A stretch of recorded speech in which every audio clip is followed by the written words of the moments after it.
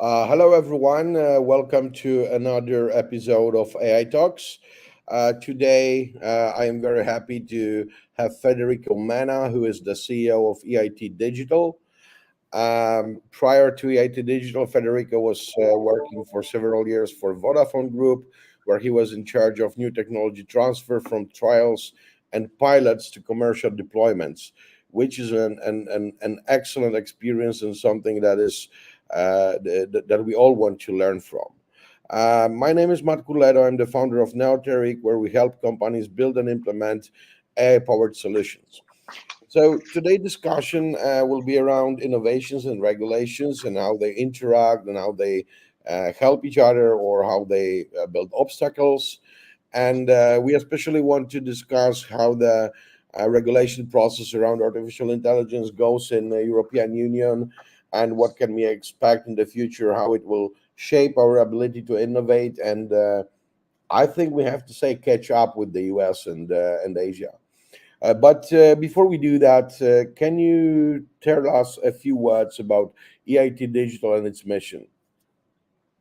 Yeah, first of all, hello, everyone, and thanks for connecting, and thanks, Matt, for the kind invitation. I'm really happy to be here and talk about such an important topic like regulation and innovation in an area like generative AI, which is something we talk about every day, essentially.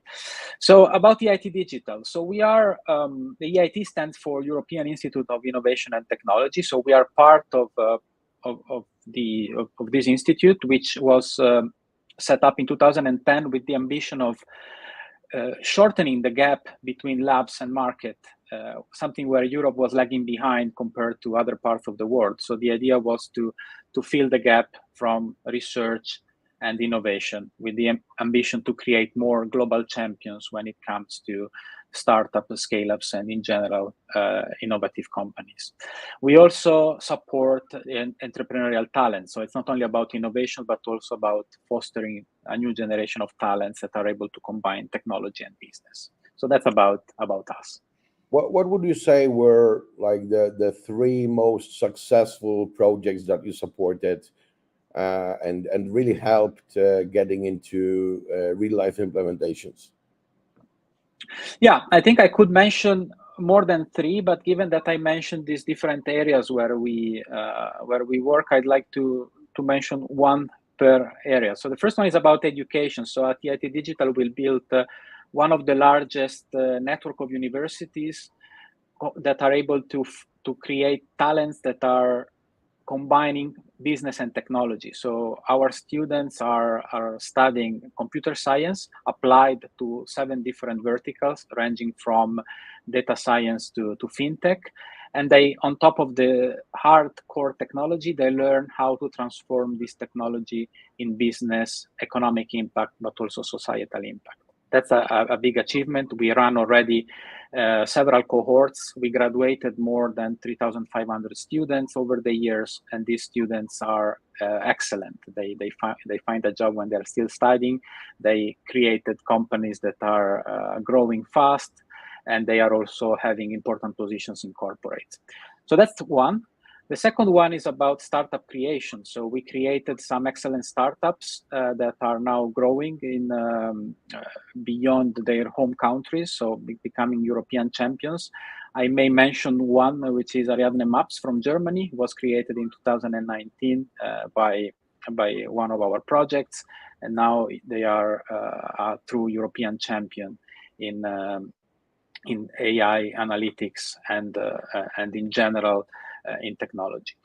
And the third is about scaling up. So we not only create startups, but we also help companies grow beyond their national countries and even at a global level. Here we could mention many examples, but maybe I can mention WSense because it's the most recent example. WSense was supported by EIT Digital in the second half of last year to raise their Series A funding. They do underwater Wi-Fi, and they successfully raised their Series A with us at the end of 2023. And I think these are three nice examples, but I could mention more. You can also see them on our website. Excellent. So My observation is that most technological breakthroughs come either from the United States or sometimes from China these days. But I don't see that many global champions coming from European Union, especially in the field of artificial intelligence, where data determines basically how great your impact can be. And gathering data and providing data in Europe is much more complex than in the US, and in the US it's much more complex than in China. So what would you say is needed in Europe so that we can really see global players in the digital field and in the artificial intelligence field to the extent of OpenAI, Microsoft, or AWS as a provider? Yeah, well, first of all, your observation is unfortunately right. I mean, it's clear that over the years we started lagging behind in several domains when it comes to technology. I mean, the platform economy is probably the best example.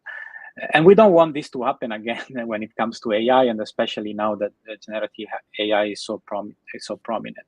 So what do we need to do in Europe to catch up? Well, first of all, we have to rely on our strengths. We have the best talents, we have the best science, and we have the best universities. So we really have all the ingredients we need to make it at a global level. We unfortunately still suffer from our fragmentation. So fragmentation hinders a true scaling up of companies very often, because instead of acting as a unified continent, we act as individual countries or often regions. So a more systemic approach at European level would definitely help. And the second thing is that we need a more integrated approach between the public and the private. I mean, we are having very strong public initiatives. I mean, I represent the EIT, but we also have the EIC, which is pretty unique in terms of public support to innovation in Europe. But we don't see a similar engagement when it comes to private players. So there are great entrepreneurs. We see a lot of startups growing, but we don't see a Microsoft investing the way they did Microsoft did in OpenAI, for example. And that's just one example. So, and this shouldn't be blamed on the corporate themselves. I don't get me wrong. It is the lack of a systemic approach at European level that brings together the public and the private sector for a common vision of growing European companies. So the fragmentation that you see in the member states, it is also translated in a fragmentation between the private and the public. In IT Digital, we call this the makers versus the shapers. So those that do business and those that support this business need to grow. I always thought that the state fragmentation was a big deal when it comes to European position on the technology market. There's this convention that, in the US, you have one big country with 300 million possible customers. And even though the EU is bigger when it comes to demography, we are fragmented into many states, and the laws are much different when it comes to labor, when it comes to customer support and service. But in fact, since we're doing business mostly in the United States, we found out that the differences between the states in the US are very significant. So the point of view that starting in the US, you instantly reach 300 million people within one legislation, I think it's biased. So maybe we should look for different solutions to unify the digital market than we're expecting right now. Because if US is fragmented into states as well, maybe the fragmentation is not the biggest obstacle we have. Yeah, that's true. That's an observation that, I mean, we also work in the US as EIT Digital. We run a hub in San Francisco. And we got the same observation when we travel to the US and we tell them, yeah, well, we are fragmented and you are not. We get this feedback indeed. I think it's what you said is true. At the same time, there is an overarching strategy above, which is something we are lacking. And going back to generative AI, for example, if you look at if you take the countries in the world that are strong on Gen AI in terms of business creation and growth of companies or investments, Europe is running is down in the ranking. But if you look at the cities that are hotspots in innovation when it comes and investment when it comes to generative AI, we see that Paris, London, and Berlin and Munich are very high, and there are other examples in Europe. So, so if it was about fragmentation, taking a small example like a city in a whole continent would indeed not be the correct approach. But all these great hotspots are still faced with national strategies when it comes to AI. So we don't have a true European strategy that brings all these national strategies together when it comes to Gen AI. It's also supporting investment from the private sector. In the US, the market is fragmented, I agree. But when you look at the positioning when it comes to generative AI or in general other technology, there is much more coherence. So in a way, I think the US is able to, or better than us, is able to transform the diversity or the fragmentation into an opportunity. While in our case, too often the diversity is something that hinder innovation. So I think that's the difference. But you are fully right when you say that we are not the only ones that have fragmentation. So would it be fair if I said that the advantage that the US has in this area is the pace of regulation, that it goes faster down from the federal to state regulations, and because of that, that also the strategy is more coherent? Yeah, it's maybe not only the pace, but rather the alignment that you have, or let's say the synergies that are created between the global strategy and the national strategies. And there are differences. Yeah? For example, California is one of the first states that is thinking of a specific regulation for generative AI when other states in the US don't have that. So that's true. So it's not only about pace, but also about synergies. And there will be differences, I just said. For example, California is one, but somehow they are all part of a bigger plan. There's a good argument from John Paul Warshawski, who just said that the fragmentation in US is different because they have one language, and that's a very important and often overlooked aspect, that we indeed have to support like 20 languages to be able to serve the same number of customers as the US, which may be an important factor. But another thing that I see is that the true leaders of the tech world are not on the application side. So it's not OpenAI that makes most money out of generative AI. It's AWS probably, or Azure. And in that case, do we have an efforts in European Union to actually have a platform provider that would become a global player, at least representing majority of Europe? I remember a couple of years ago, I was a part of the consulting group in Brussels, and we were discussing about artificial intelligence strategy and the digital strategy for Europe, and growing a robust startup ecosystem. I remember we had like 200 people at the conference that was summarizing a few days of work. And I asked this question, who has Gmail and who has iCloud? And I had like 95% of people with hands up. And no one has a hand up when I asked if they had, like this basic cloud in a European provider. And when you do that, and when you read and listen to how do we want to build the strategy for AI in Europe, um, it's basically let's use AI to improve what we already do. So let's use AI to improve manufacturing of cars in Germany. But since AI is a tool to improve manufacturing, it has a cap. It will not be as big as the manufacturing business itself. And when you look at the numbers, the revenue that Amazon has from AWS is bigger than the whole automotive market production in Germany. So, how can we become competitive at such a big scale if our strategy says, let's just improve things that we have by a little? That's a very valid point. Yeah, well, if you ask me whether we will have an European AWS or Azure, it's probably not very realistic in the short term. However, there are initiatives. China is trying to catch up with Tencent Cloud.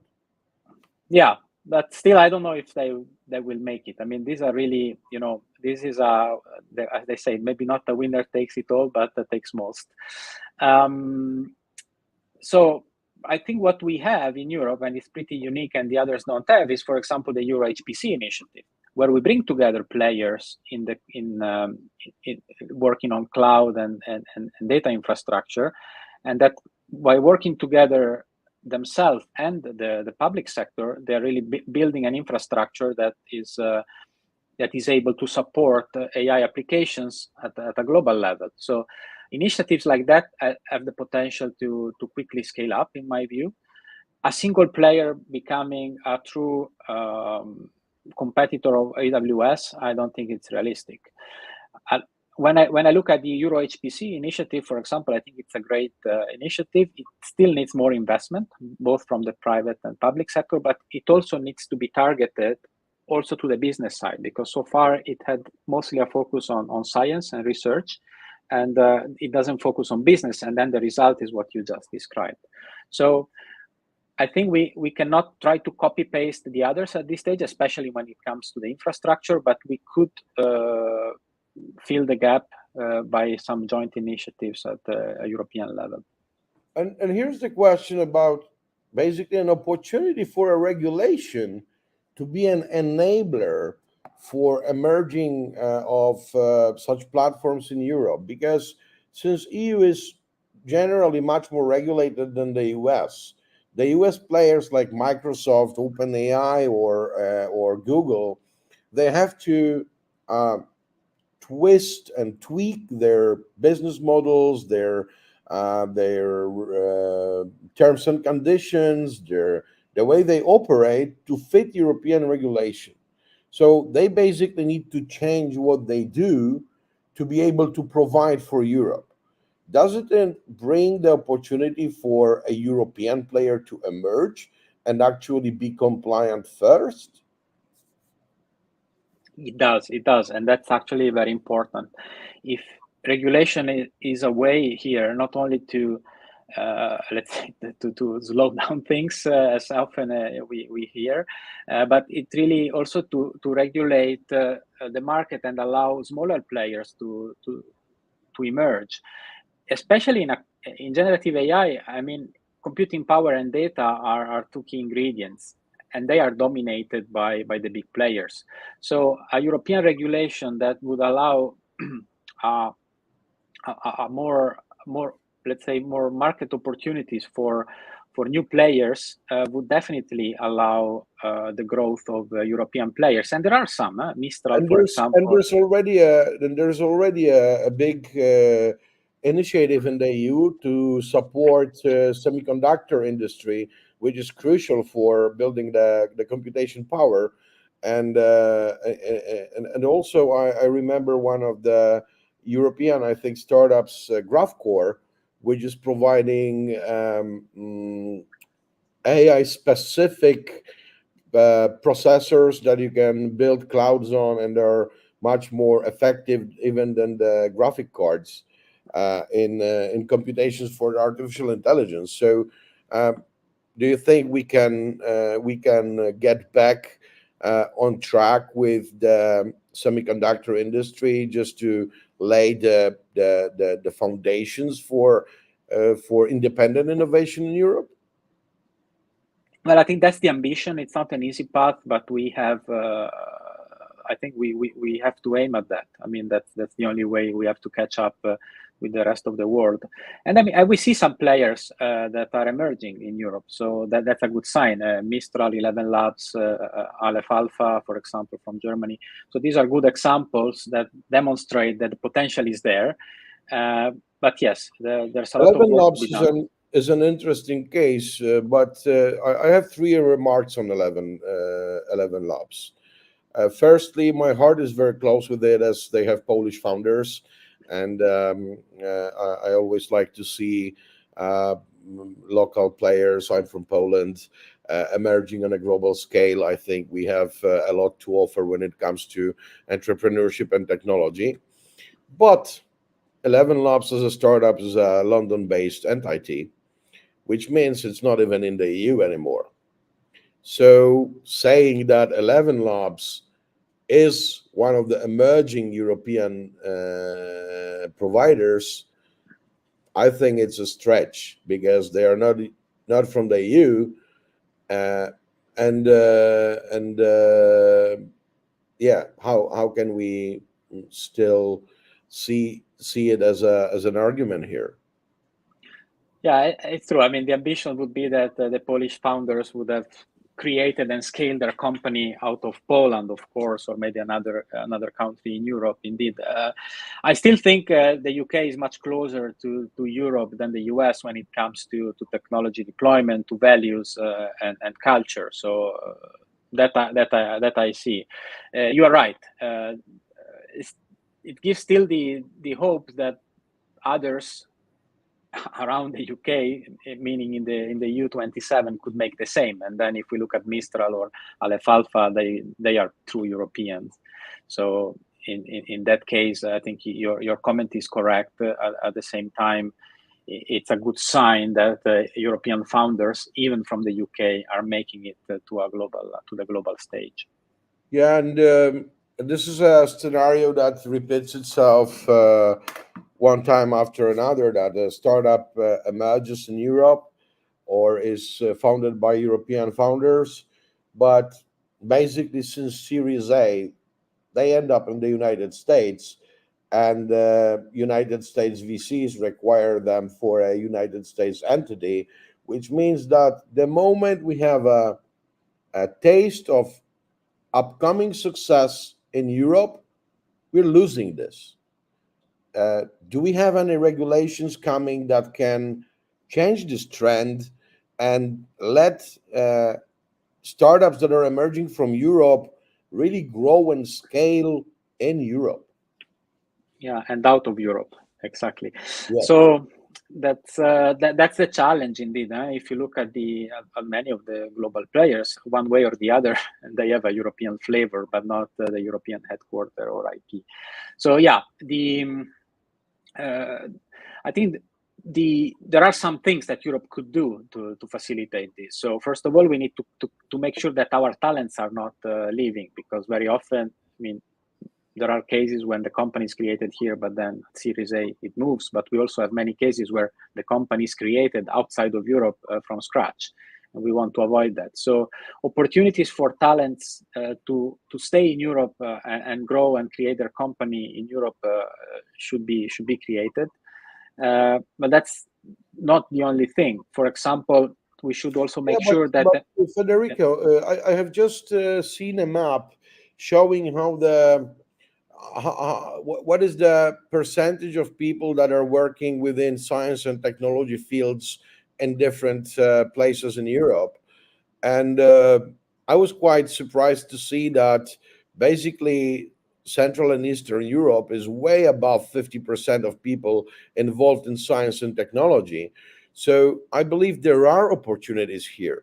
But a lot of those opportunities come with the same US companies that we have to compete with in the end if we want to be a major player.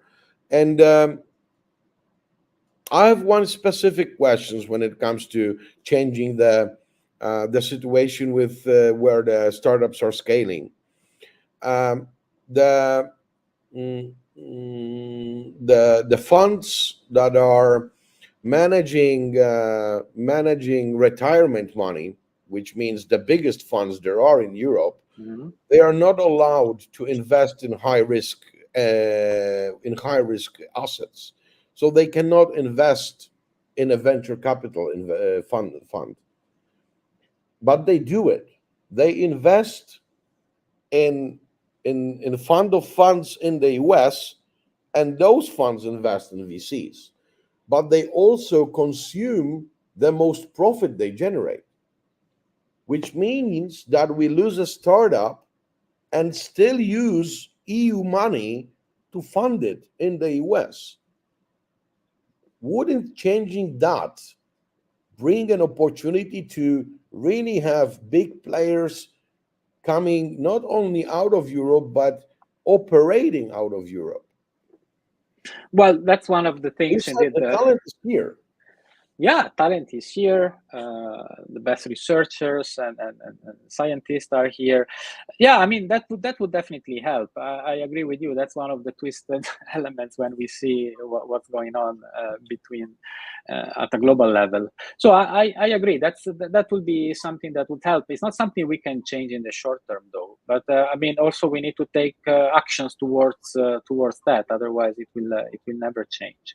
But I mean, that's not enough. You can change that, but if we don't also work on having this overarching strategy that I mentioned, we will still be the smallest countries, fragmented towards the US that is having this bigger strategy at continent level. So it's not enough, but that's one of the things we should work on. Definitely, I fully agree with you.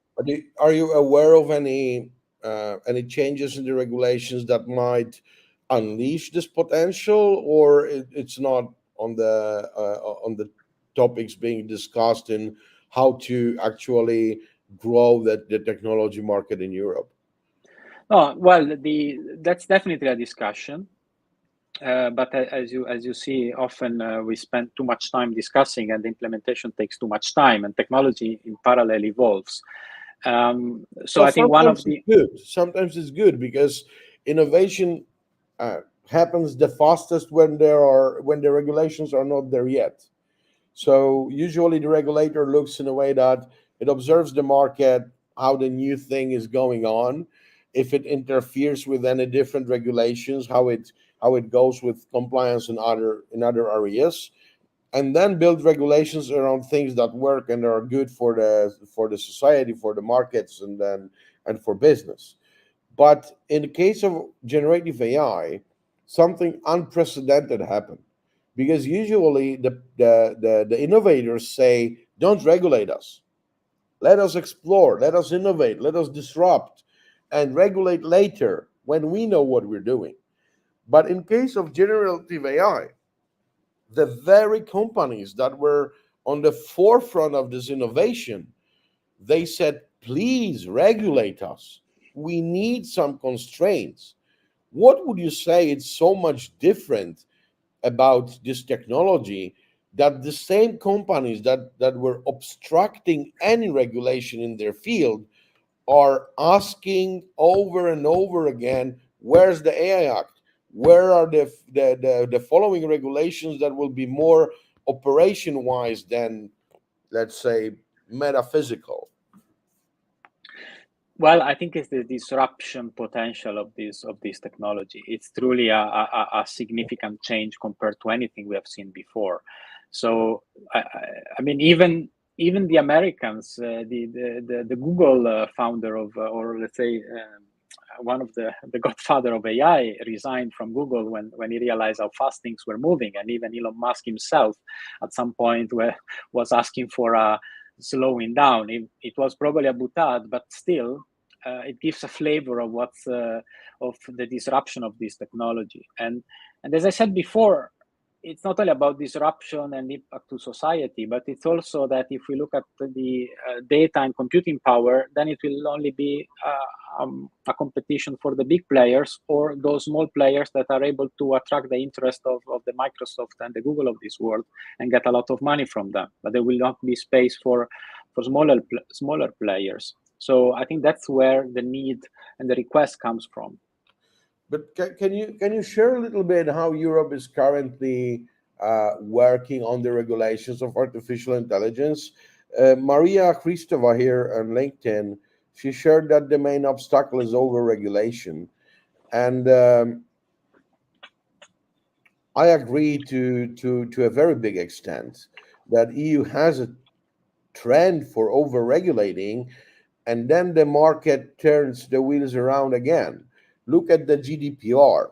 We've spent billions of euros,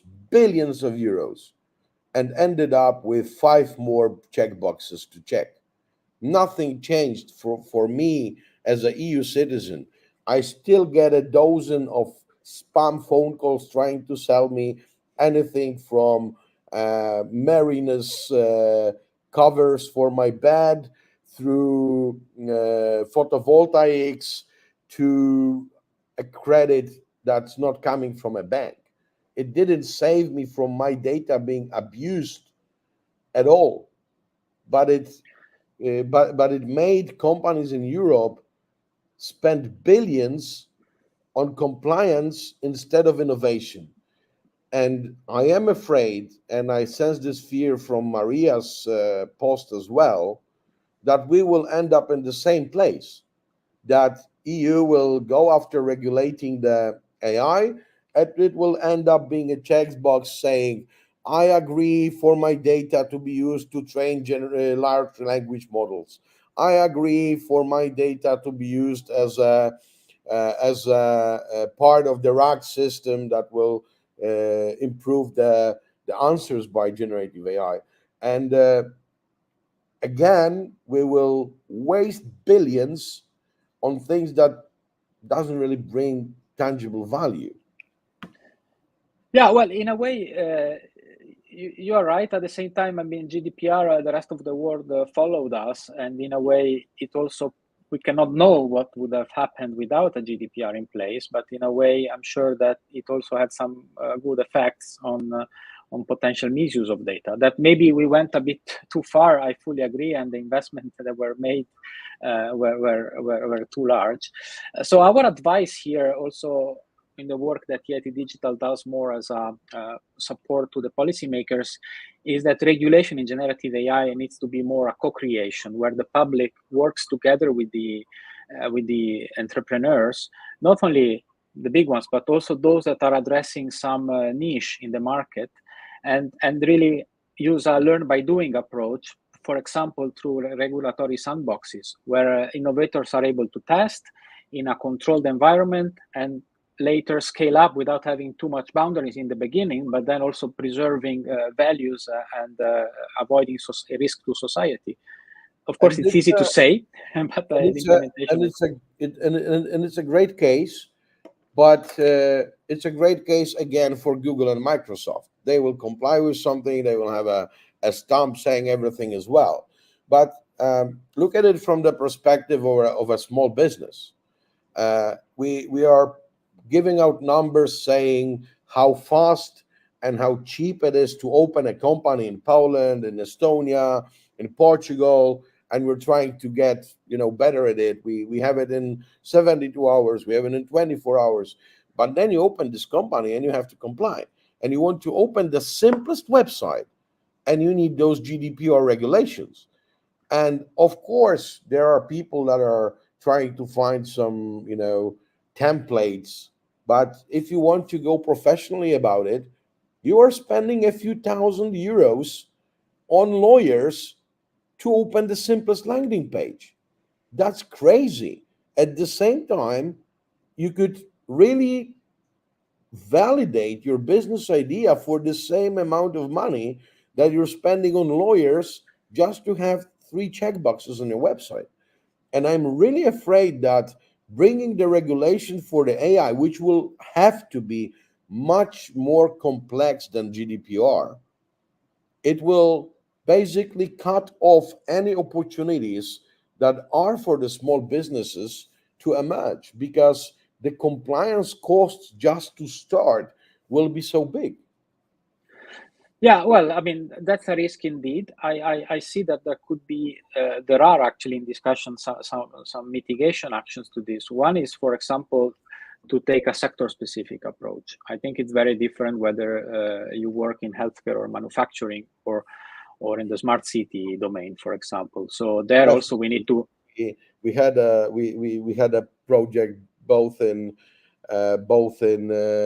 healthcare and in manufacturing, and indeed the complexity on the compliance today, even without the regulations, is much more complicated when it comes to healthcare, obviously. Yeah, and thankfully, probably because we want Yes. our health data to be more protected, of course. But if we really also work on what I said before, the regulatory sandboxes, there, if they are implemented in a serious way, then they can truly help a business when it starts to avoid having an over compliance needed. We are also, for example, as EIT Digital, together with other parts of the EIT, we're also working on tools that entrepreneurs can use to validate their compliance with AI without having to spend a lot of money in legal. So we are putting in place some instruments that may help this, but it's definitely a serious risk.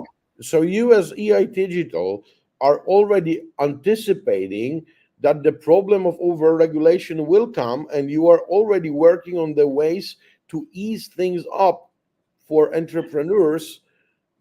Why wouldn't we work on those regulations being more robust, more lean, and more usable for the end users, for the entrepreneurs, for the society, instead of building those heavy legal documents that are incoherent between different countries and are bringing, I believe they're in many cases they're bringing more troubles than solutions.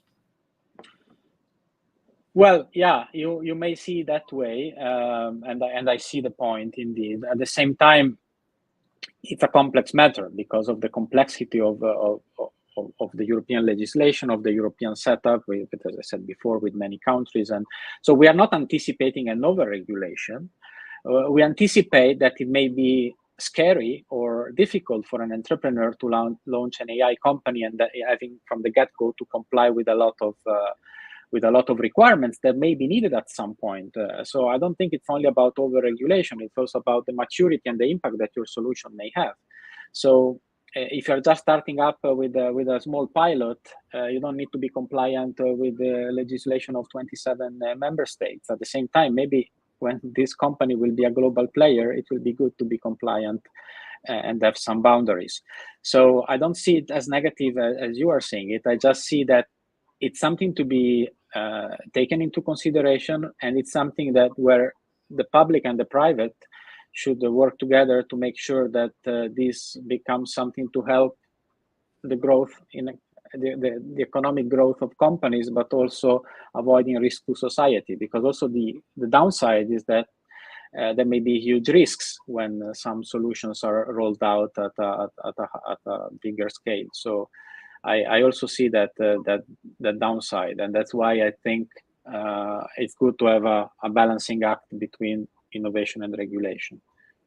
Do you have any anticipation when the regulations for generative AI might come, those that will impact the way we work with Gen AI?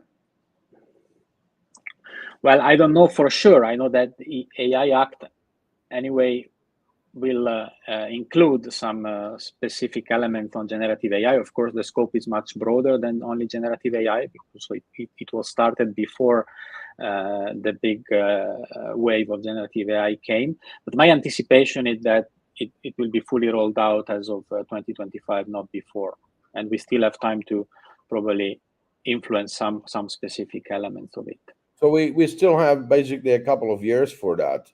What would you advise head of innovation that's leading a a Gen AI project, uh, so they don't end up completely mismatched with the regulation, because there's no regulation now, and more than 70% of companies are saying that they are experimenting with generative AI already. What can they do to avoid being totally in compliance in 2025? Well, the first thing is to let's say to start looking at what is out there, make use of the opportunities that there are through some instruments, like for example what I said before, what we are offering, some advice and some tools to help the compliance, but also to consider the domain you are working in. So because it may be very different, and you may make some, in the end, I mean, also regulators are also looking at what exists already. So look at what happens in cybersecurity, look at what happens in other areas, and I think this will be the basic of what will come afterwards. So we know what to expect. I mean, trust, we need to work on privacy, on trust, make sure that data is used in a way that doesn't violate any human rights, and also depending on the type of data and the application domain, you may want to take a different approach. But definitely also make use of the opportunities that at the European level are made available, because there are, and I think it's good to use them. Unfortunately, with generative AI, there's a bit of a difference than we had with previous technologies. So, one of the big things that GDPR promised us is the right to be forgotten. And if you use the private data to train a large language model, there's no way to unlearn. So, your personal data is, in a way, it's not put into it, but in a way it's embedded within this large language model, and there's no stepping back. Do you know what might happen with this aspect, this specific aspect? Because I've seen it as an obstacle in more than a few uh, approaches to implement generative AI, where sitting down with compliance and security, we said we just don't know. Yeah, that's a very important point. I mean, that goes beyond just innovation. It also goes towards respecting the basic human right of being forgotten. So that's a crucial element. My view is that there will be we will need a way to anonymize this data at some point. So in a way, there will be no one-on-one between your data as Matt or Federico and the specific LLM, but the data itself will be used. But that's just my own view.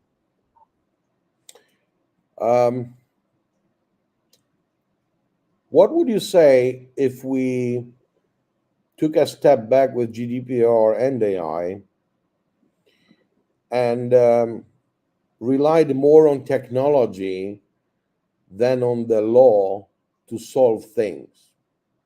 What I'm thinking is the general idea of the privacy is that I own the data, me as Matt Culedo and you as Federico Menna. Why wouldn't we make it in a way that every personal data about me is in my database?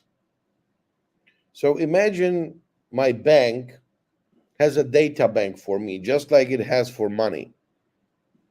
And every single line that stays with my personal data, be it on Facebook, be it in Google, or be it on EIT website, would have to call my bank, where I decide who can or who cannot access the data.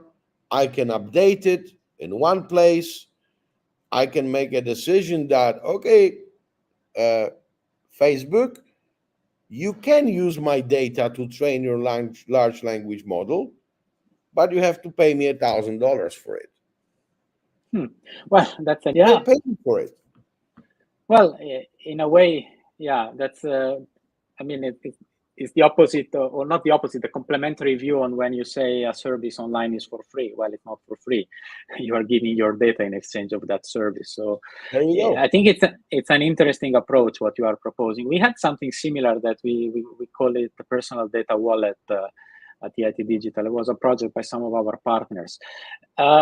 It would require a significant, let's say, change in the paradigm, but it's definitely an interesting idea. We could explore it offline and see how to push it forward.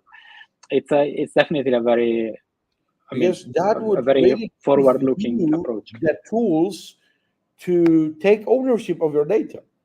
And also in the times of generative AI, it's specifically important, I think, that I own my data, because otherwise, even if I have the right to be forgotten, I have already forgotten who has my data. Yeah, that's also, I mean, also our, maybe we should also work on mindset of people, because when we are now provided this terms and condition for accessing anything, we simply click on yes, I accept without reading. Okay, that's I mean, we Well, have a long there's list of there's this joke that terms pages. and conditions are like fighting with your spouse. In the end, you agree to everything, and Yeah, so yeah, I mean, exactly. So it goes both ways. We accept everything, but also they are not, let's say, user friendly. But in a way, I think we also need to work on mindset and maybe raise awareness of these things a bit more. um, and how raising awareness can avoid spreading fear, because when we're more aware of what generative AI does, but we're not very deep into business and technology, the surface impression is it will steal my job, it will revolutionize everything. Why would my kid has a math teacher if a gen AI teacher does it 10 times better, more interactive, focused on each and every child and the challenges this child have? What about the teachers then? Yeah, And it extends to everything. Why do we have analysts? Why do we have copywriters? Why do we have people who write scenarios for the movies? yeah. So here I have two immediate reactions on what you said. So, well, actually three. The first one is that you're right. The fear is there, and it's also not fully. I think it's right to have that fear in a way. What I see, but the two main reactions are, the first one. I mean, we have seen this type of reaction also during other technology change or deployment. So when Amazon came, the retailers were scared, or when Amazon came with the ebook, was a bit the same. In That's this case, it's true. a But bigger if transition. I can challenge you a little bit, Yeah, this time it's different, because previous disruptions, where we got rid of the horses and started using cars and tractors. Horse breeders became mechanics. When we opened Amazon, maybe a small wholesaler of coats in Bulgaria started selling it on Amazon and became an Amazon seller, or opened own e-commerce store. So every technology that was coming to the market was instantly creating new job opportunities to exchange with those that are being abandoned. But this time we don't see it coming. We don't see generative AI being able to generate reports out of any analytics, opening jobs for those millions of analysts that will be jobless. yeah. Well, in a way, if you look at many of the current jobs, probably 5 or 10 years ago, someone would have never thought of those jobs. So I think you can find several examples. But it's true that Gen AI can be a bigger change. I think you solve it in two ways. First of all, we need to continuously invest in education at the high level of society to create people that are able to manage this technology and surf the wave, not being overwhelmed by it. But And I think shouldn't we have the potential to do that. doesn't it require the whole education paradigm to change? Right now, we're teaching uh, knowledge and teaching skills. But you said that there are new jobs that 5, 10 years ago we didn't even see coming.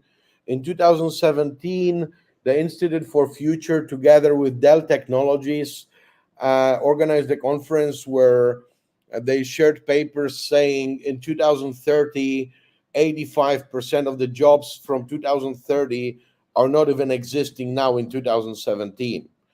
I believe it's a big overstatement, but maybe in 2040, maybe 70%, but definitely there will be completely new jobs emerging, which means we cannot design the education that will build your future competence. Shouldn't that mean that the education must focus more on your ability to learn new things, to requalify, to unlearn old things, to build new habits, kind of be a facilitator of a lifelong long learning? That's the second part that I wanted to mention. In a way, that's true. We need to also have this paradigm shift, which also entails training also the every level of society. It's not only about the top researcher and top scientists. Everyone should know about technology, because that would also help closing the gap.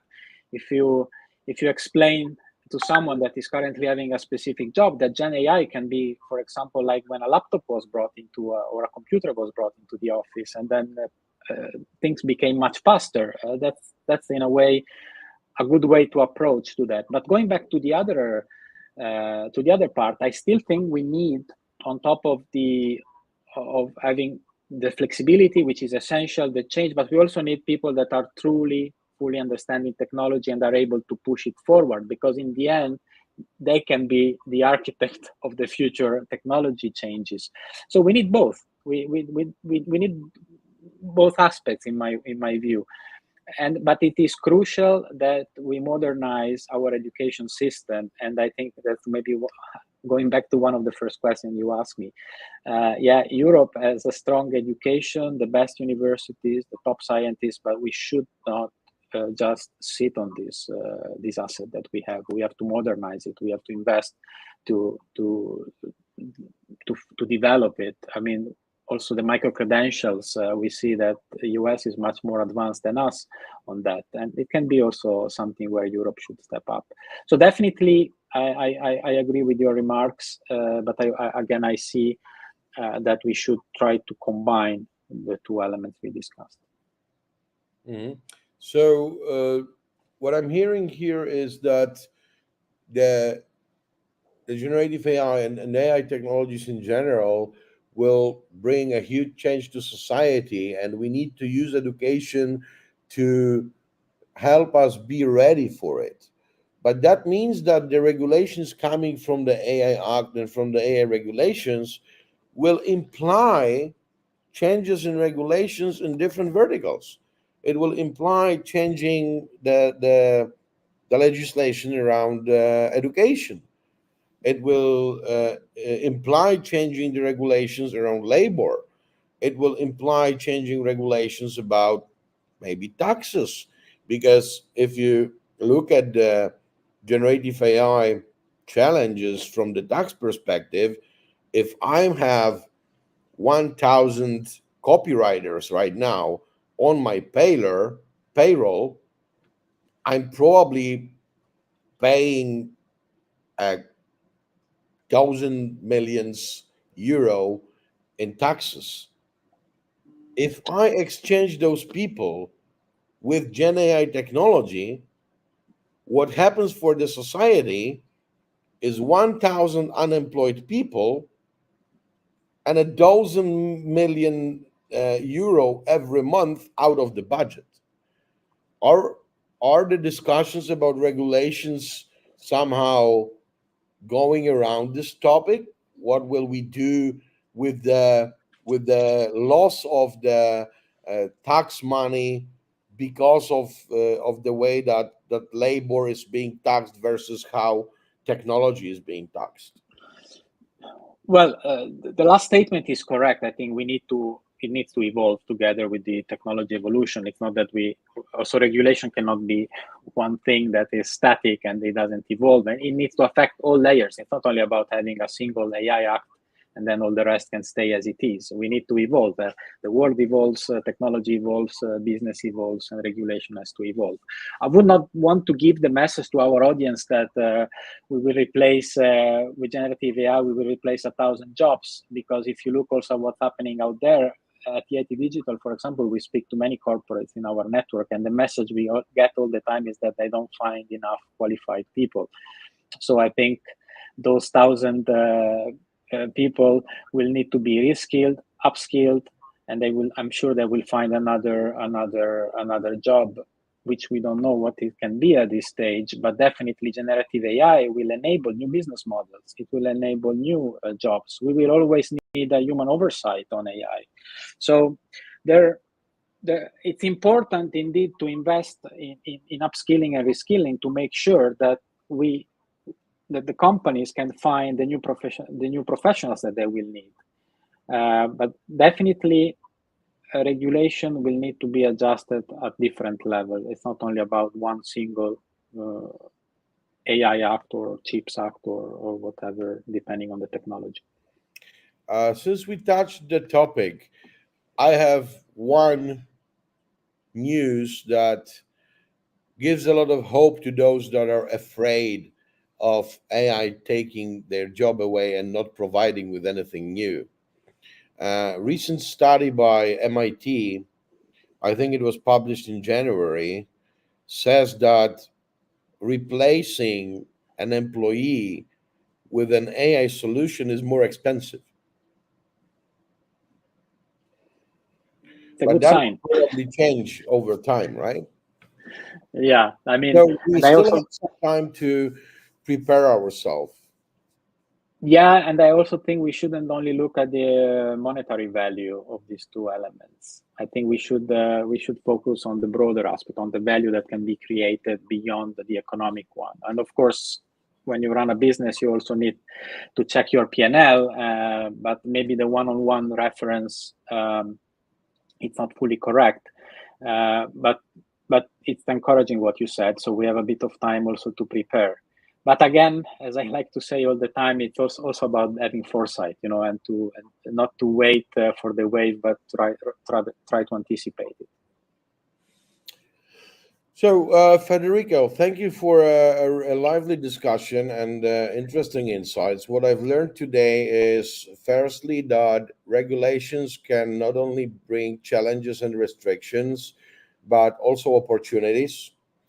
For example, by kind of restarting a market and enabling European players to emerge in some field that requires the change in the operation model of foreign providers. Um, I've learned that the regulations that are coming with AI Act and the future changes in law related to artificial intelligence will also impact the regulations in different verticals, especially with education that will have to sometime maybe repurpose itself even. And I've also learned that EIT Digital is an organization that can help me as a small business owner and entrepreneur to tackle the obstacles that I see with regulatory challenges and help me do it with less effort. Is that fair? I think you have summarized it well, and also on my side, I would like to thank you for the lively discussion and interesting exchanges. And yes, I think these are three key takeaways that our audience can take with them. On our side, we will soon publish a report on generative AI, actually discussing about this topic. So I will send it to you, so also your audience can get access to it. And we are also thinking of organizing a webinar to show what are the opportunities that generative AI can bring, and also how we as EIT Digital, but also the broader EIT community beyond only the digital sector can help them in overcoming the challenges that may be posed by regulation or in general by the deployment of this technology. But I think we have to look at a bright future, because I think that's always a good message to leave to our ecosystem and to our audience. I think we have a great opportunity here, and it's up to all of us together to transform it in a big success. So hoping that we have people also on the regulatory side listening to our conversation, I would like to leave you with a big request from my side. Let's not let AI regulation end up in 5 more checkboxes that no one reads. Indeed. Thank you. Thank you so much. Have a great evening, everyone. Bye. Bye.